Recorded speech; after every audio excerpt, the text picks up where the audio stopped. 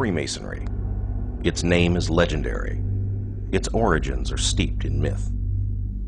Historically, Masonry is descended from the craft guilds of the medieval stonemasons.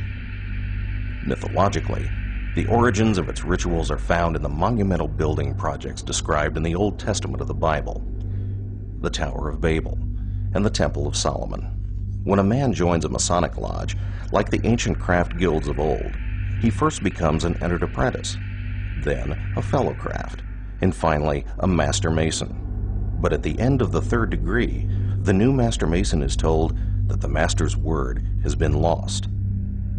There is a place and time for the master mason to discover that lost word. For the Freemason who is in search of deeper knowledge and enlightenment, there is more, much more, and his journey has only begun. It is generally believed that the city of York in the north of England is the origin of what became modern Freemasonry.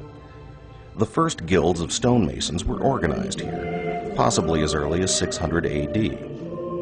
King Athelstan, Alfred the Great's grandson and the acknowledged first king of all England, chartered the first Grand Lodge of Masons at York over 1,000 years ago, in 926 AD.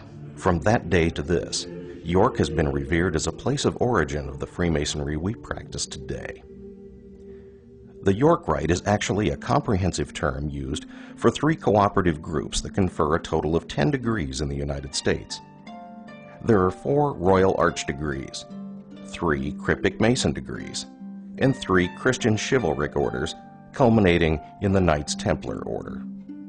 The degrees and orders making up the York Rite are considered concordant to the first 3 Masonic degrees, meaning they confer additional ceremonies that enlarge and expand on the first 3 lodge degrees. They're not considered higher in rank or importance than the Master Mason degree, and not every Mason goes on to take these degrees. Think of them more as continuing your Masonic education. They are additional steps on the path to Masonic light.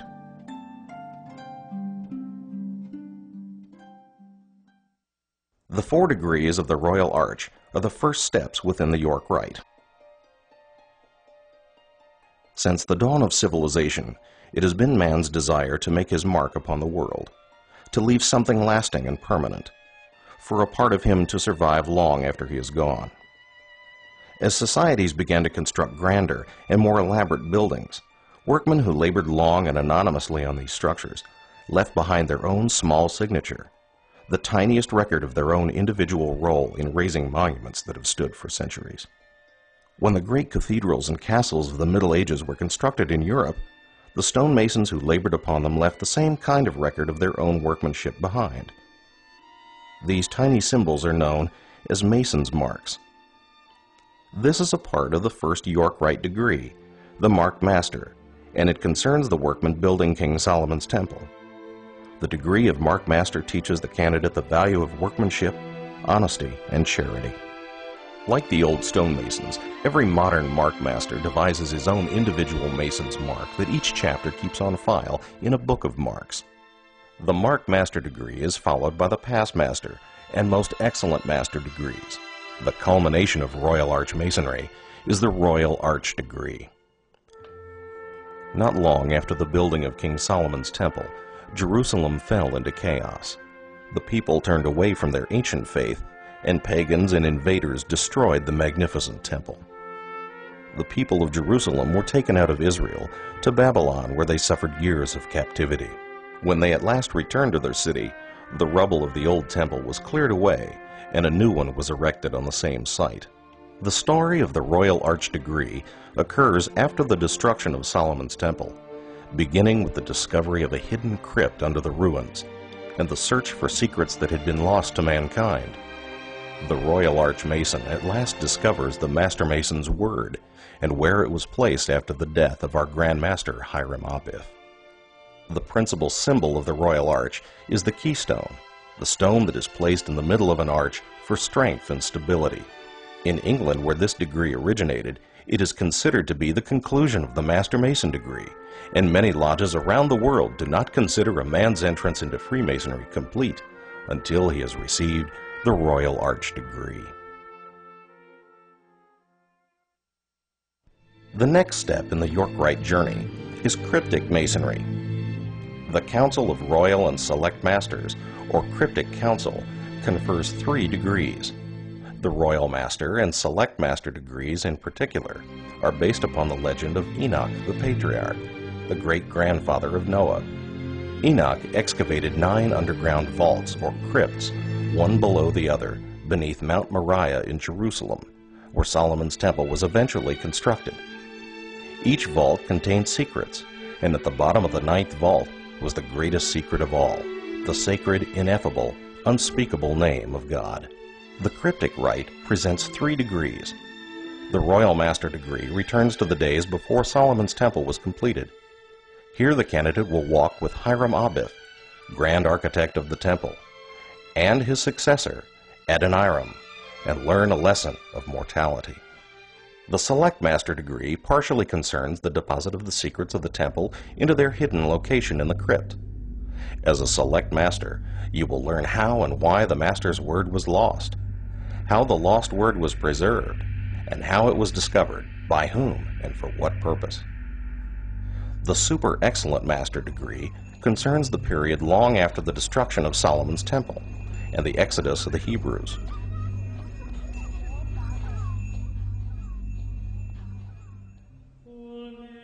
In 1118, the King of Jerusalem, Baldwin II, organized the Poor Fellow Soldiers of Christ and the Temple of Solomon to protect the Christian pilgrims throughout the Holy Land.